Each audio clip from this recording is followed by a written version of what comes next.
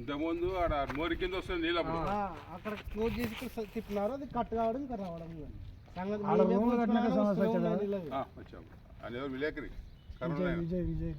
Main problem height ఉంది sir, correct ఆ బంకుల దగ్గర హైట్ ఉంది. అది ఎంత హైట్ మామూలు లెవెల్ చేసేస్తే ఎట్లా వాటర్ అట్లా పోతాయి. మరి ముందుకు నీకు లేవు, ఇల్లు లేవు, అన్ని డ్రై అయిపోయినాయి కాలువలు హై స్కూల్ వరకు.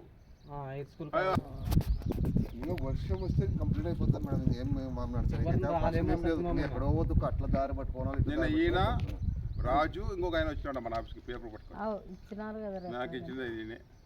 ఇప్పటికే 4-5 మరల మేడం 5 సంవత్సరాలు ఉంటే ఇంకా వర్షం వచ్చి అంటే అయితే ఇంకా కంప్లీట్.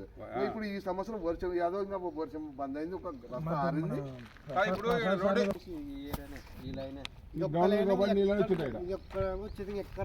అవన్నీ ప్లాట్లు కాబట్టి అది ఎవరు సమస్య లేదు. రేషన్ తెచ్చుకోవాలన్నా వానకాలము గ్యాస్ తెచ్చుకోవాలన్నా ఇప్పుడు సార్ ఆ కరెంట్ పోల్ కాడనే అక్కడ ఏం తెచ్చుకోవాలని చాలా భారీ ఇబ్బంది సార్. ఇప్పుడు 5 సంవత్సరాలు చాలా ఏమి ఇబ్బంది